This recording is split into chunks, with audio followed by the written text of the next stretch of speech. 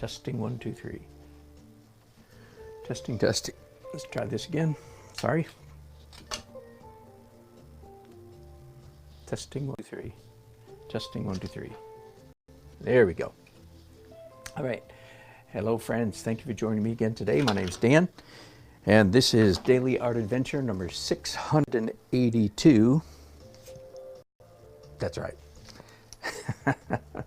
Finishing touches on several paintings. This is a real luxury to be able to still have a painting, frankly, that I can look at a couple days after I finish. It's not been the norm in my career. Usually my paintings are out the door so quickly. Hello, Eric. Thank you, man. Usually my paintings are out the door so quickly. I don't mean they're sold. I mean they're typically going to a gallery or something that I don't get to look at them days afterward. Anyway, if you've been following me the last couple of weeks, these will all look familiar. This is chess players, or chess, sidewalk chess, I think I'm calling it. I'm pretty happy with the painting. And again, if you follow me, then here's the routine, here's the drill. First of all, anytime I get to go back into a painting that's dry, so this is all dry, got it? The most common thing for me to do is glaze. That's certainly what I'm going to do on this painting. And here's the requirement. Repeat after me. You, the artist, if you're an artist, you say along with me, okay, I like it pretty well. That's required. That's the hard part. Some of you are going to choke on that, and that's why I'm having you say it. I like it pretty well. I just wish it was, or I'd like it to be more blank, and the blank is the color. All right. So I like this pretty well. I do indeed. I just would like it to be a little more, down here at least, blue. So I've already got a mixture of liquid. Again, for those of you who might be new, liquid. And you know what? I'm going to turn on my window air conditioning unit and open my other door so that I'm blowing air out through my studio. There we go. That's better. Sorry about the little hum you might hear from the air conditioner, but it's better than breathing this stuff. It's the only downside about liquid. There's so many things about it I like. The only downside is it's a little bit odoriferous. So those of you with extreme sensitivities to any kind of medium, you'll have to look for something else. One of the best things about liquid is that it plays nicely with water. It's an oil base, right? It's an oil medium, but it interfaces with water quite nicely. That's a very serendipitous, accidental feature. All right, and now I've added a little bit of phthalo blue to this mix. And just by the way, for what it's worth, one of the things that I often like doing if I have the chance with a finished painting, an ostensibly finished painting, is using liquid to even out the gloss on the whole painting. There are little bits, as you know, when you finish a painting, all your brush strokes are not always the same glossiness. So just giving it the faintest hint of liquid with color in it, of course. All right, so I've darkened. I think I'm going to add actually a little bit of phthalo down here too, just a little bit. Alrighty, and a little bit more ultramarine. One of the things that appealed to me about this scene when I first set up last week was the cool shadows here. This is mid to late afternoon, like 4 o'clock in the afternoon, 3:30 or 4 kind of shadows. So not my normal evening light. I'm going to save these brushes just the way they are. So I'm going to be doing several paintings here, and I think I can probably save myself some time by not cleaning those between each color. And now that I've added more cool to the painting, I think I can also afford to add more warm, but I want to be careful here. I don't want it very warm, so I've just picked up a tiny bit of Indian yellow, and I'm going to temper that with oxide red, which of course is a brown. So that looks very brown on my brushes, but when you put it on the painting, it actually looks very orange. Okay, now let me look at that. Let me look at that. That is definitely too much, but too warm, too intense. But I think I can wipe it off. I'm going to continue. Everything I'm doing right now, I feel like is a little too warm. I have shifted it now too far toward evening light, and that's not the effect that I want in this painting. But I'm going to go ahead and finish anyway, because that allows me to paint by removing paint, which is always fun. Isn't that funny? Where's my rags? Here we are. And one of the nice things about painting in studio, by the way, so what I've been doing the last couple of weeks has been my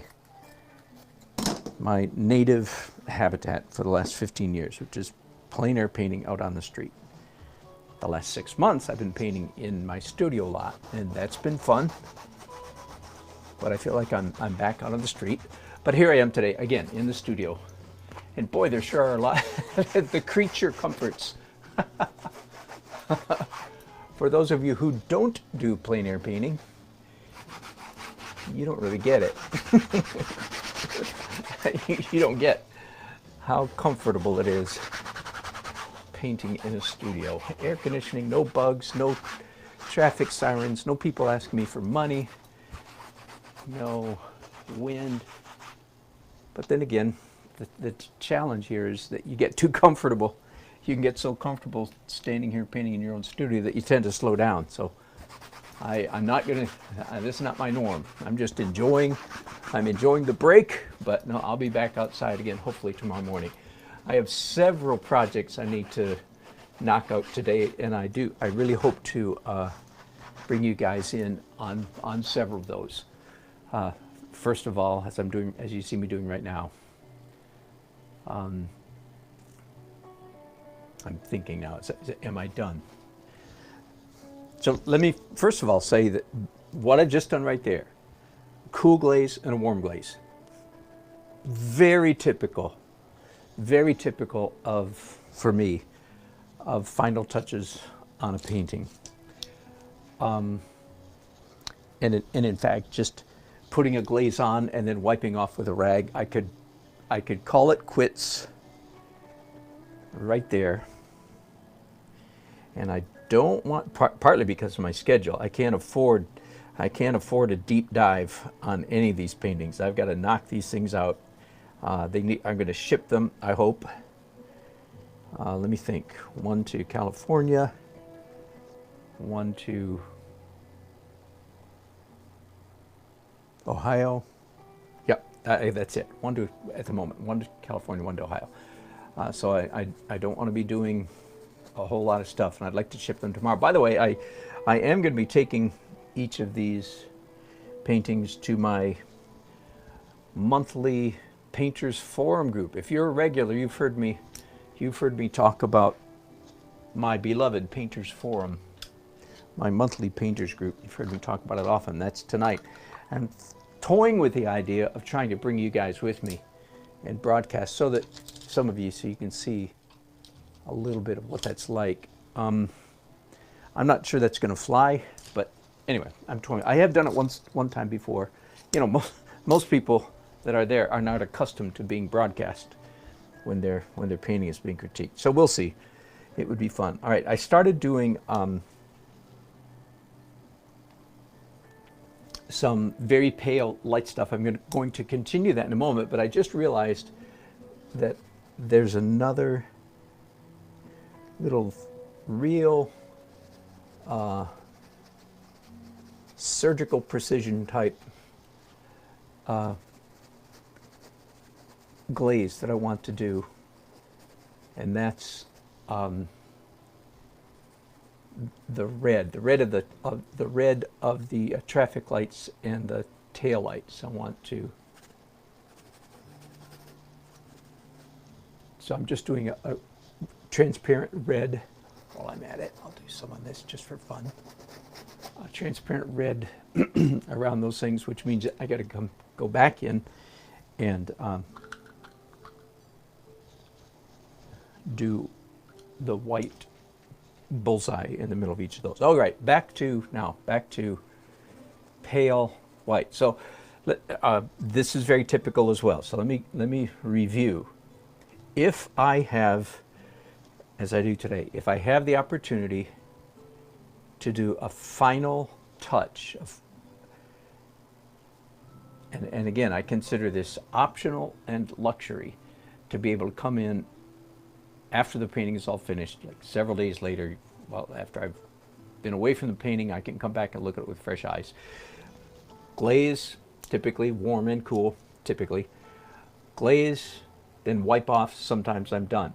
If I'm able to take it one step further, then I would do exactly what I'm doing right here, which is glaze, usually two-tone glaze, wipe off, and then come back with just a few pale or white or off-white, very light highlights.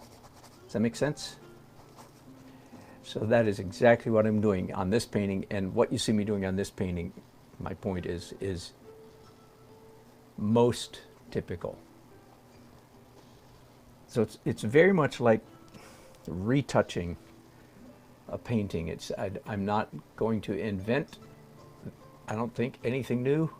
I'm not going to introduce any new anything. I'm just coming in, and especially not since I've darkened the entire painting, it's appropriate for me to come in and re-lighten. Can I use that word? Re-lighten little bits here and there. So I'm using a little bit of Naples yellow, which is a wonderful and gentle way to warm up titanium white. Naples yellow and titanium white. And just a little tiny bit of sparkle here. And I'm afraid you guys can't even see what I'm doing, so forgive me for that if it's too subtle even to be picked up by you.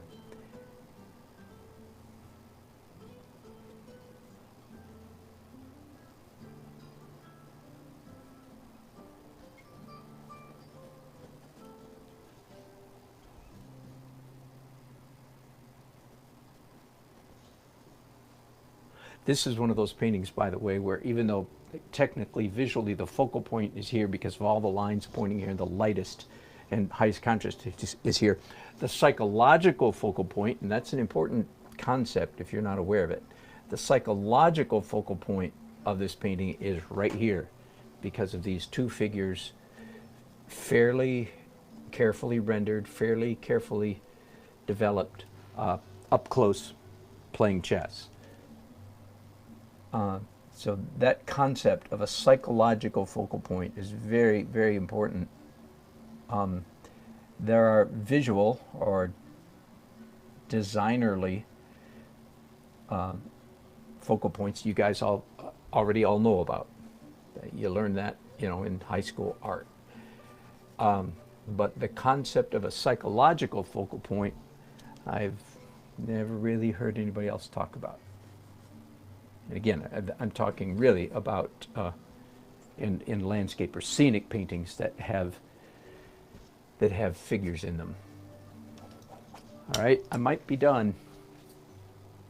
Oh, except I have to do the glow in the red lights, traffic lights, and tail lights. Right. So first, I'm going to mix up a very light yellow to go near the center of these lights.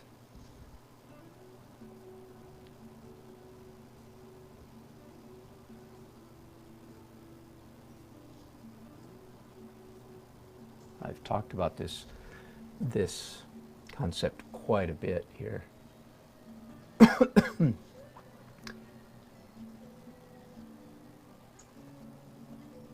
You cannot mix up a color of red paint that looks like a red light glowing. No matter how carefully you mix, how pale or how light the red is, you can't make it look like it's glowing, I don't think, unless you do this trick that I'm doing, which is, you know, like a target rings, that the closer to the center you get, the lighter it gets. That looks like a red light glowing. And I have mused often, this might be because this is the way photography records a glowing red light. So I don't know if that's why, if our photographs over the last 150 years have trained the human eye to see this as a glowing. I'm not sure. I sort of doubt it. You know, would primitive people perceive that as a glow? I think so, but I certainly can't prove that. Maybe not.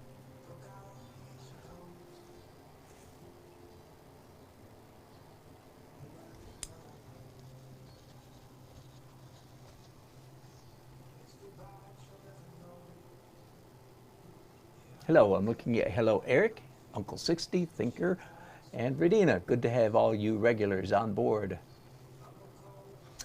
Thinker, can you use gouache as an underpainting instead of acrylic? I don't think so. I would be reluctant to try that because I don't think gouache has the adhesion properties. In other words, imagine this. Imagine taking some gouache paint and painting it on glass. It's a water-based paint. I think no matter, and then it dries very quickly, of course. I think it would be very easy to chip that paint off the glass. So, and I use that because my palette is made out of glass. I use that sort of as a standard. And that is one of the reasons, what's the word?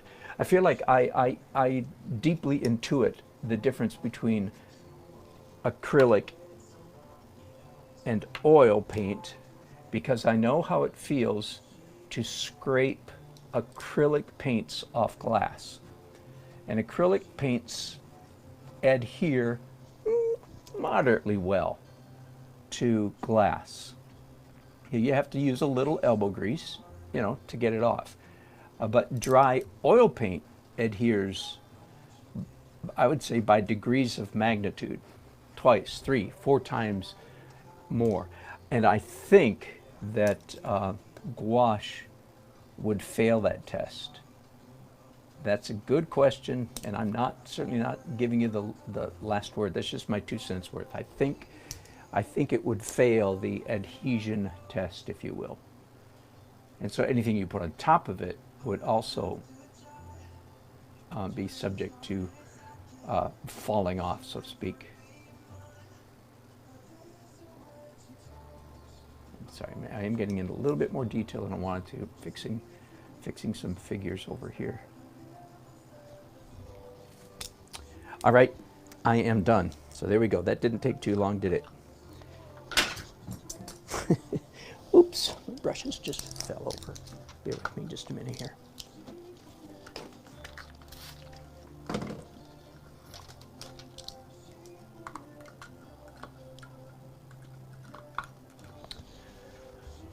All right, out with one painting. I think that painting's done.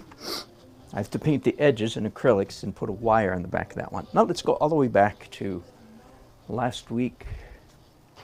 I did Sidewalk Cafe. So we went from Sidewalk Chest to Sidewalk Cafe. Now this painting, I had the opportunity to develop it, pursue it. I already did a final glaze on this one. So I'm looking at it and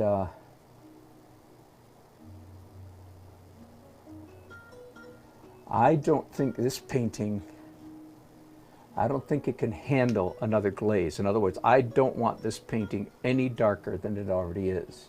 That's a little bit unusual because almost all my paintings I feel like can handle. But no, I don't want the yellow warm any warmer. That'd be too much. I don't want the blue any bluer. That would be too much. But am I finished? And I having looked at it again for a couple days, I think no, there is a little bit I can do to this. So I can't put a glaze on and wipe it off because I don't want it any darker, which all my language should suggest to me, and perhaps to you, that, well, in that case, maybe this painting's a little bit too dark, which in fact is what I think. It's just a little bit too dark. Now, if it were serious, if it were way too dark, I would have to launch into the painting with a whole bunch of scumbling to make it lighter, lighter, lighter. Fortunately, I think it only requires a little bit of minor touch-up. See, I've just lightened that area right there. I'm going to come back to that in a minute. So just so I don't have to do scumbling. If you do scumbling, as you've probably heard me say, you regulars have heard it more than once, if you do have to do scumbling, then it's a two-step process, because the scumbling is only the first step. After scumbling, you have to come back and do, again, what I call real painting, which is where you actually apply paint to the canvas, not just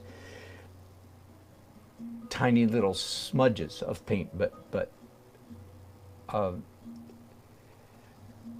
brush strokes that can be seen and identified as brush strokes. That's real, what I call real painting. So you're putting it on thick enough that the brush leaves a brushy texture. The paint is thick enough that it looks like paint has been put on, not just that you took something with your thumb and went like that. That I'm trying to describe.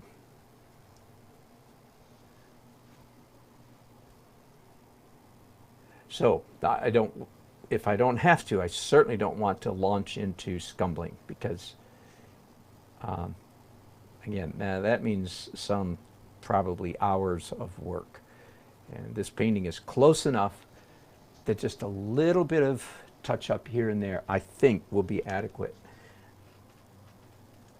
So perhaps you can already see I've just lightened up that area. I'm going to come back and do another trick up here, by the way, but in a minute. And added some light. I really like the effect that has happened down here. I want to take this same, I've darkened this paint so it's not as light as what I just did up there. Oh, here's some nice pencil, some abstract pencil marks that were added very late in the process. I always like it when I stumble across those when I've got brushes in my hand, because that means I can do this trick of painting. Can you see that? I'll zoom in for just a minute here. There were these pencil lines right here, purely abstract, not drawing lines, just abstract pencil lines. And almost always, this is just a idiosyncratic, that's a syncratic that idiots have, idiosyncratic habit of mine that I like is, now I've painted up to that pencil line on both sides, and has nothing to do with anything realistic. I just like the look.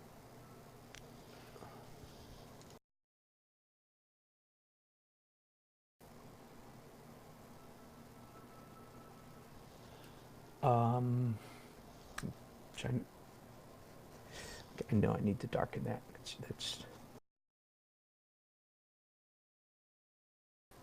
I don't want to get myself into paint myself into a corner, so to speak, where I find myself doing 30 or 40 minutes on this painting.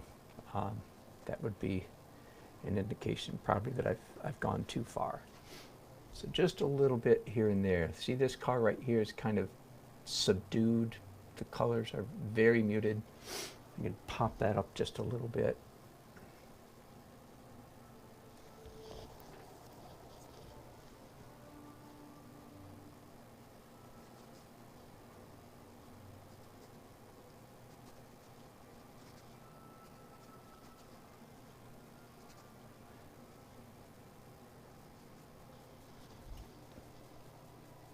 Standing back, squinting a little bit.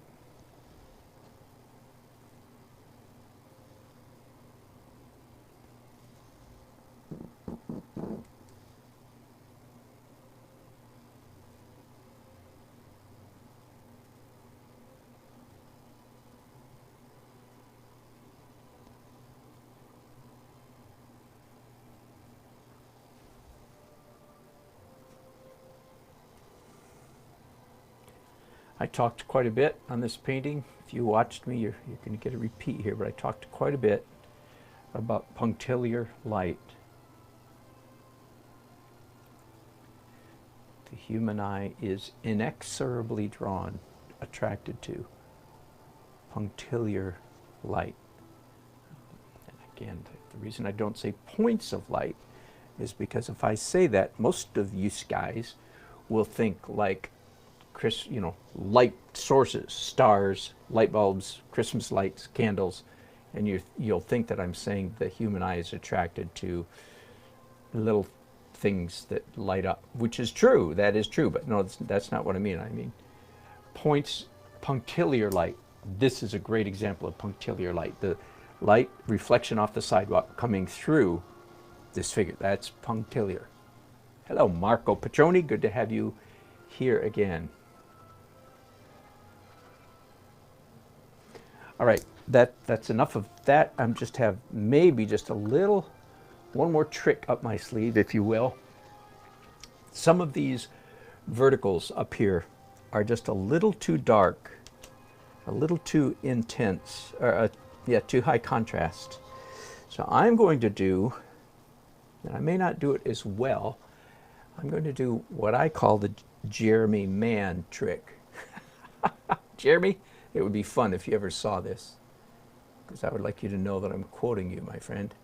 Okay, Jeremy Mann is a very fine fellow North Carolina artist, and he is by no means the only person who does this, but in my part of the country, I would say he's the most,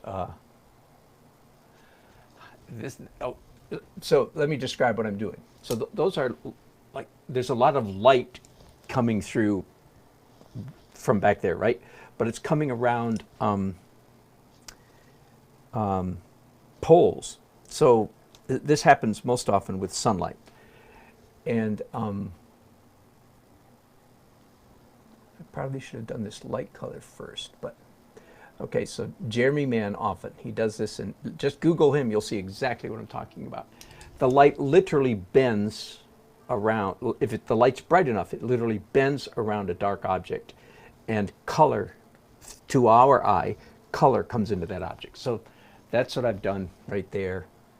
And just for fun, I'm naming it, I'm calling it after my good buddy who keeps beating me in competitions, Jeremy Mann.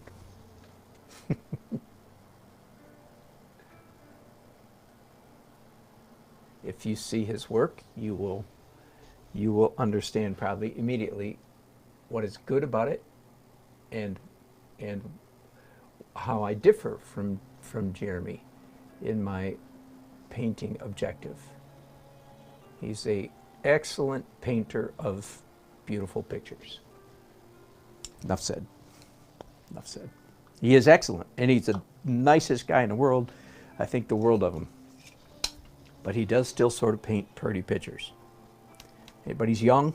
He's could have a, perhaps, probably, a lot of growth ahead of him.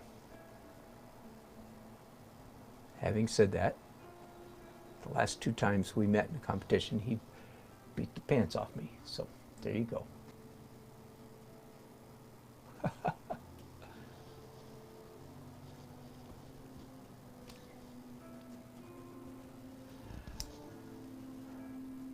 All right, that's it. I like that. I think that's better. I think it's a better painting. More light here, a little bit more color on the flag. Light there, a little bit of light down here, and especially this area. All right, 2 down, 1 to go. Oh, wait. Do I need to do anything with the blue umbrellas? You know what? I think I do. Hang on. Real quickly. Let me get out some clean brushes here so I don't have to wipe off the brushes I'm using. One of the downsides of painting with 2 hands is that literally every time I pick up, I want a new color on a brush, because I have to dirty 2 brushes. So I don't know if you've ever noticed that. It is a little bit more laborious because twice as many brushes to clean, because I cannot just mix up color on 1 brush. I have to mix up color with 2 brushes. All right, I'm trying to mix up a paler blue than what's right. That's close, but it's not quite pale enough. So I just want to add a little pop to the top, especially as if this light is shining down on them. Does that make sense?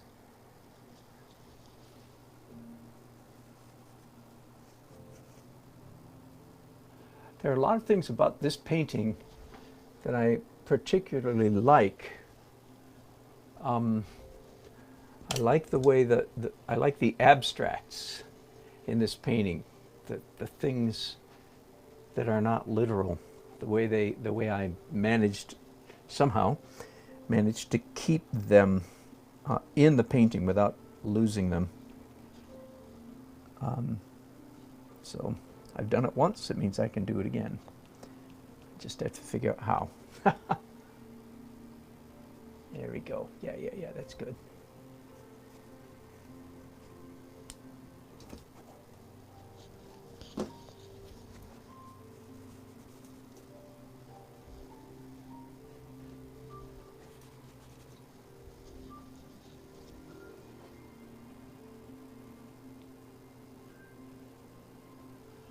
All right, I like that. I'm glad I did that.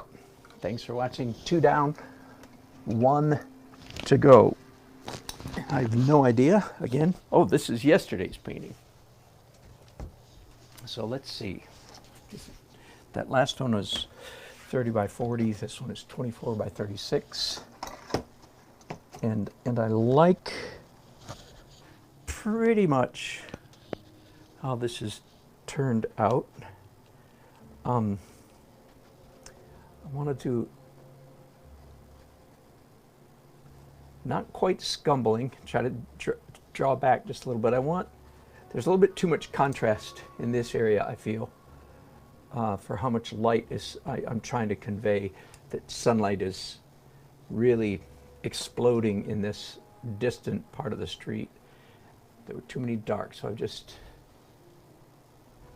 for want of a better term, micro-scumbled over some of that. Now, wait, hang on. I should have, before I did that, I should have looked and said, wait. Do I want to glaze this thing?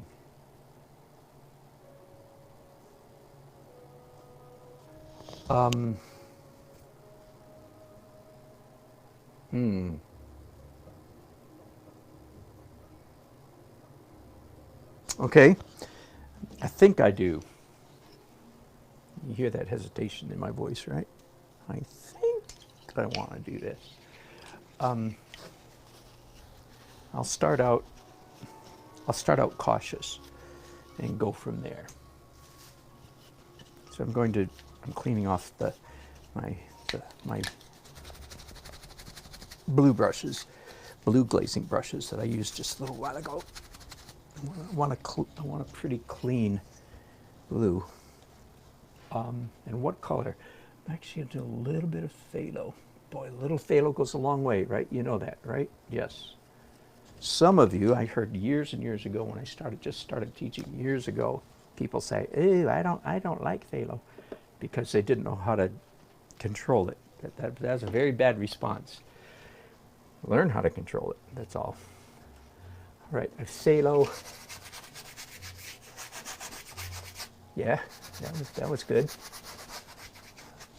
Then I'll come in and wipe off just a little bit of the lighter bits of the clouds there.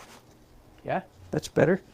How about on this building now? I want that, but a little bit more ultramarine.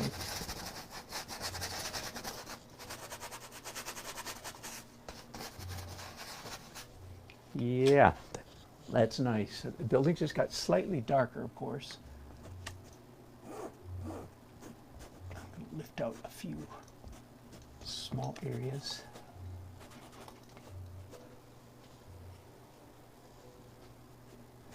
Right, let's continue then with some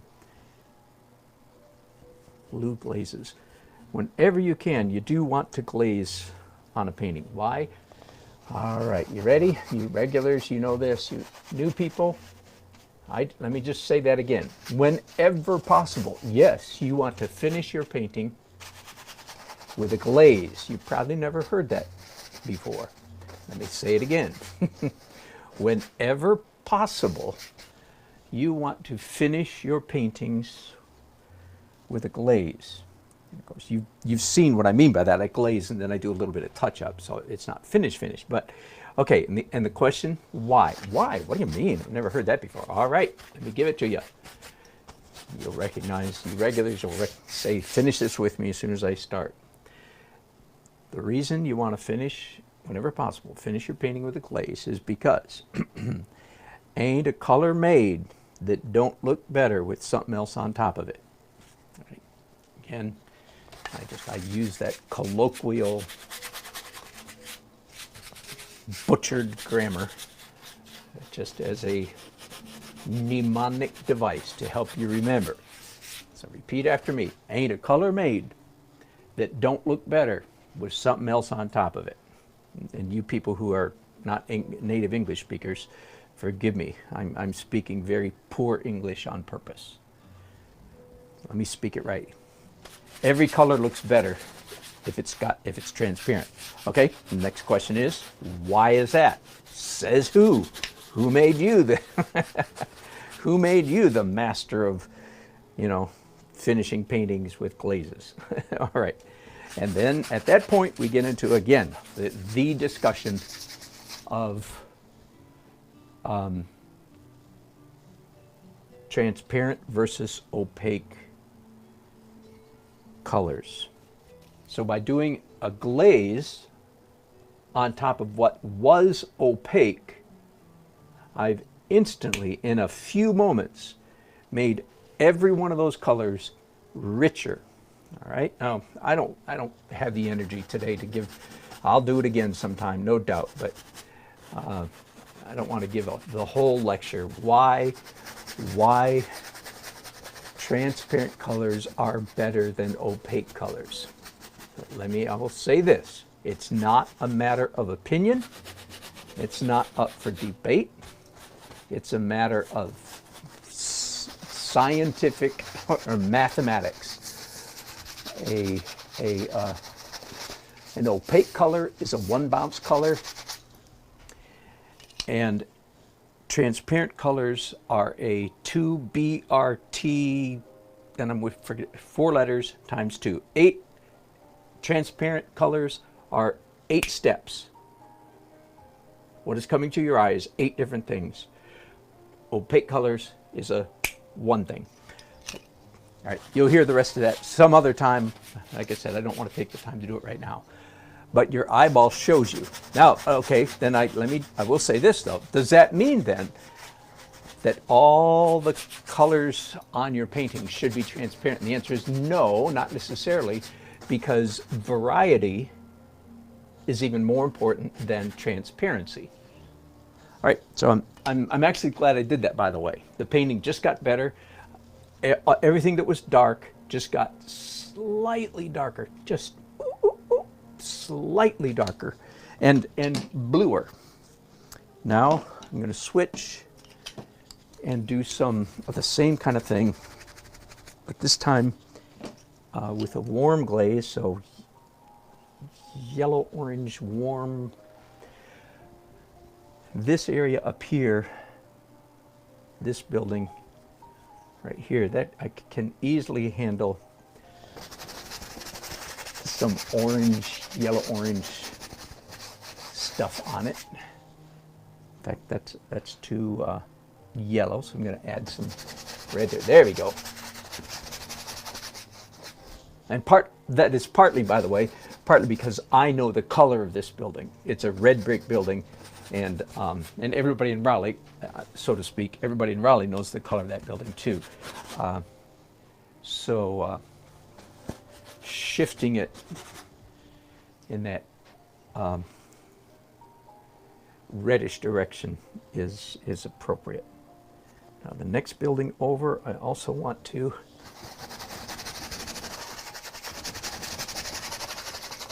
warm it up just a little bit, and then lift off. By the way, there's quite a bit, let me zoom in and see if you can see this, there's quite a bit of impasto on this face. I did a lot of this painting with a palette knife and put on some fairly thick paint here, and this final glaze technique is particularly effective when you put it on a part of the painting that has thick paint and then wipe it off, because now this glaze has nestled into the cracks of that impasto area and just gives it a real delightful richness.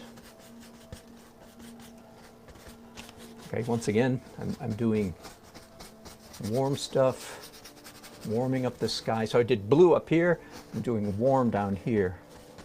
Kind of a dirty yellow, orange, brown. I like that just fine. But now I'm going to lighten it back up again. Down here, lighten this up.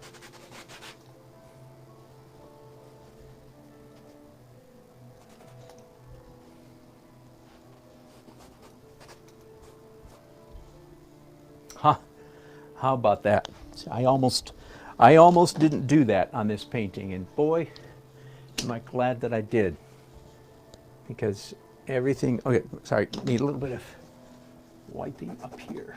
Boy, am I glad that I did. The painting just got, with very little time, very little effort, it was very easy.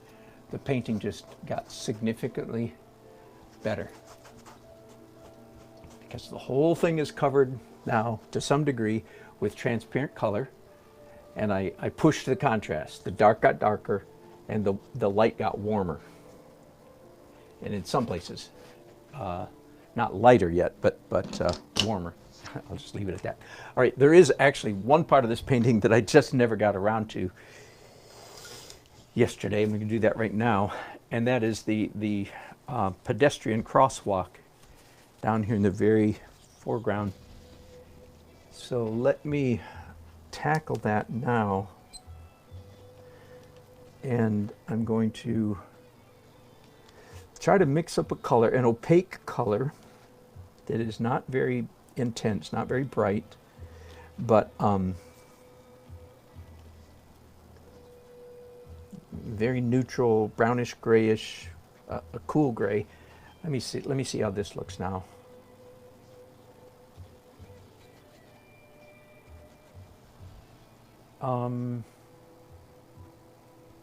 No, that's a little bit too intense.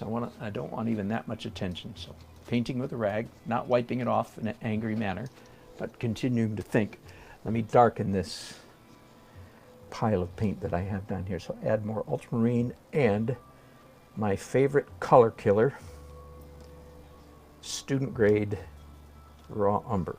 Great for killing color, right? Because I don't want this to be high chroma. I want it to be very, very subtle. More blue, more blue. Ultramarine, that is. All right, let's try it again. Oh, much better. There we go. There we go. That's what I'm after. Just real subtle. And there are some pencil lines down here, but I don't need to follow the pencil lines per se. They're just rough indications of where this crosswalk goes. And that gives me just a little bit, I think, just the energy that I needed down here in the foreground, because there was kind of a lot of empty space down here. And there's a very fine line, as I say often, between letting a painting go abstract all around the edges, including down here. Very fine line between letting it go abstract and just feeling like it's unfinished. And so I've been feeling like that part of the painting has been looking unfinished. I have fixed that now. Now it looks finished. And as you know, when you are in the opaque realm, the opaque stage of your painting process, it's almost always a good idea to come back and do some lighter stuff right on top of, I don't mean covering the whole thing, you understand that, but here and there on top of what you just put down. So that's what I'm doing now, is just a little bit of lighter. And of course, when I say when you are in the opaque stages, now that is very much, that's a reference to my approach to painting. A traditional 20th century and 21st century oil painter lives their whole life in Opakeville, if you will. So everything I just said is meaningless to them because their whole painting is opaque. So they wouldn't say in the opaque stage. But in my case, of course, the opaques come at the very end. Everything up to that point is layers of transparent.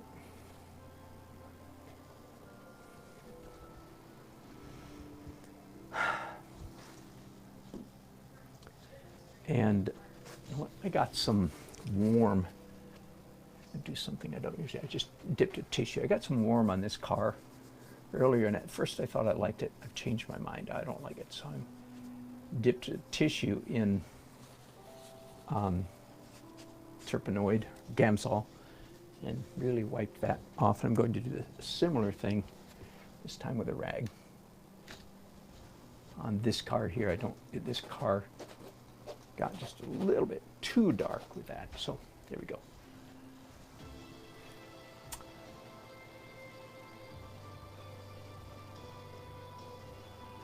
One more thing.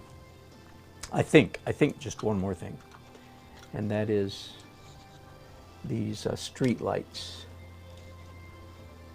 I want to just go back right into the center of them, and they were on, by the way.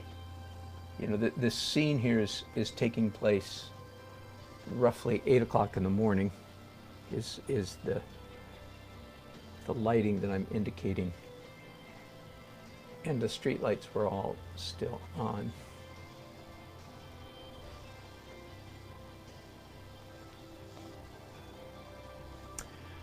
All right, I think I'm going to call it quits right there. So 3 finishing touches on 3 paintings.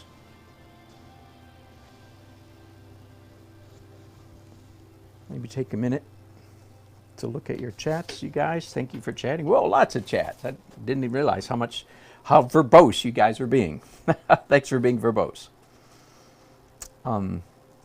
So Thinker, I answered your question about gouache. I don't think so. Uncle, one day can you show how to box them up in order to... yes, I've done that before.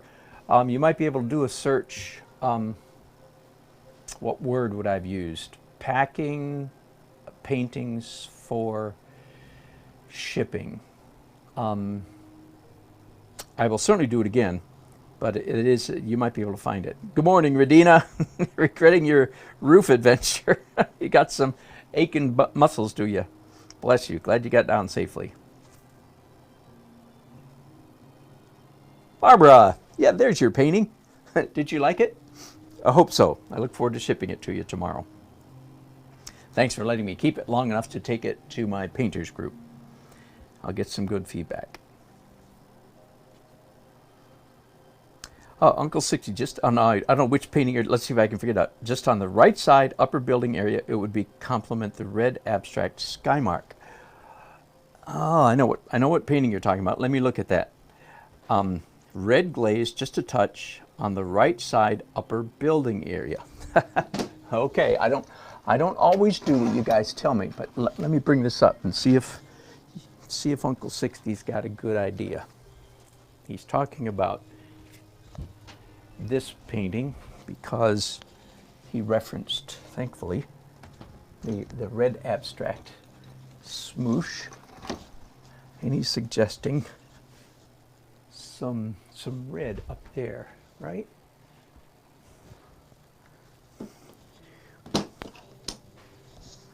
What the heck? Just for fun. Sure. I've run out of liquid.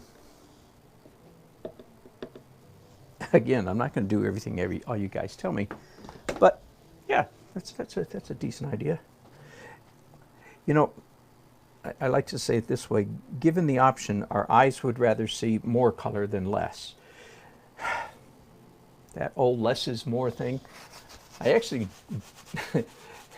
in the book that I've been writing for years, that hopefully will be either published as a book or as a video series someday, The Breakable Laws of Painting, I dedicate a whole call-out section of the book, like 3/4 of a page, to that irritating quote, less is more.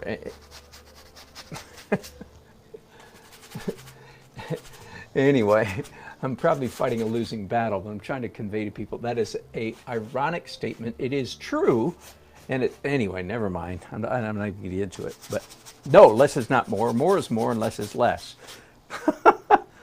I'm brilliant. Brilliant. Absolutely brilliant. All right. I like that. Good enough. It's subtle. Going to leave it. Uh-oh. All right.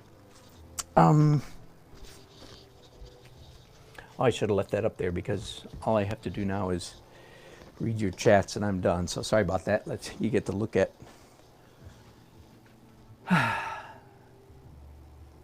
It's my family about 10 years ago. This is my hello horror fan, thank you. This is I did this illustration 30 years ago for mostly my dad. That's my dad and mom. This is my grandmother who I never met, his mom. And then my great-grandfather and great-grandmother. Anyway, it's a big pencil drawing that I actually have downstairs. I will stop giving you in money, less is not more. I love it. That's right. All right, back to where I was. Thank you, Uncle 60, for that thought. Deborah, glad you're liking this painting. And blue umbrellas and flag look great. Thank you, guys. Appreciate your encouragement. Marco from Italy, appreciate that. Uncle 60, I see you wing the amount of liquid you use for glaze. But for us newbies, what percentage of liquid to paint for glazing? Good question. 90-10 or 80-20? Good question. I get my brushes sort of soaked in liquid, if you will, and then just tap a few of the bristles into paint. Maybe it's 95-5. Right. Let me digress just for a moment to answer that question. I find that many students, and this is a hangover from the olden days of linseed oil and so forth. I find that many students think that they paint with paint and a medium like linseed oil, walnut oil, liquid, what have you. It's just you add it. It's like a spice, right? Does that, like you paint? The paint is the stew. The liquid, the medium is a spice. It is exactly the opposite way around. The medium is the stew, the meat and potatoes. The paint is the spice. You see the difference? You don't just add a little bit of, sometimes you do, but in my world of transparent painting, you don't just add a little bit of medium to your paint. No. And that some students have just a really hard time grasping that because they've always thought of the mediums as just the spice. You just add, forgive the mockery body push, but I want to convey this. It's not a little bit of medium added to your paint. No, it's a little bit of paint added to your medium. All right, good question. Thanks for asking that. Look, it led me into a tirade. Another tirade. That's all you guys need is one more tirade out of me. Radina said, I've used watercolor under acrylic. Yes, that will work. Watercolor underneath, because it's so thin, it's not an adhesion issue. Watercolor, that's just like soaked in, and then you do acrylic. That is a very good point. You can do that, Radina. Good point. Oh, I skipped that. I missed that earlier, didn't I? Uncle, can you use to mix half liquid and half neon go? Yes, I can. I did that several weeks ago, and I've done it many times over the years. You can mix mediums, I think. Now mix it together thoroughly, because you don't want, an unmixed medium, I don't think. So mix that together. Oh, somebody says, I love the mini guitars. All right, just for what it's worth.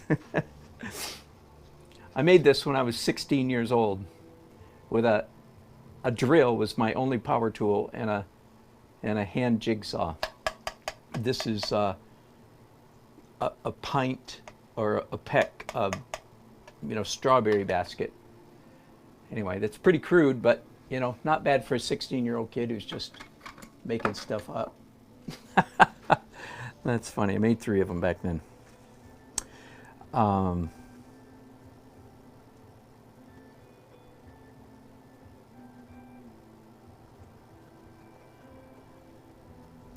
Paint the mini guitars in a still life. Yeah, maybe. Hello, Ahmad Al-Falasi. Good to have you here. Sorry about messing up your name. Ahmed, that's easy though. What kind of pencils do you use on the building? Same kind of pencils I use with everything else. If you haven't been here, made by Jerry's Artorama, Jumbo Jet Black. Is that right side up? Yeah, Jumbo Jet Black, made by Jerry's Artorama. It's sort of like a grease pencil, not quite as greasy as a grease pencil, but greasier than Conte crayon, say, for instance. Thank you, HorrorFan24, for that compliment. And Muskie, fairly new fan here. Thank you very much. Good to have you on board. Where can you find a download of top? Oh, Muskie, funny you should ask. A download of the top 10 mistakes made in landscapes. I uploaded it into YouTube community this morning. So if you're subscribed to my channel, if you're not, just go to Dan Nelson Art, and across the top, move over till you get to community. Click on that and it'll open up. In fact, I'm going to check on it right now and make sure it's actually right there. Yeah, I just posted that this morning, so thanks for asking. All right, guys, this has been fun. Appreciate your company, and I have other things to do today, and I'm going to bring you on board when I do some of those. Thanks so much. Bye-bye.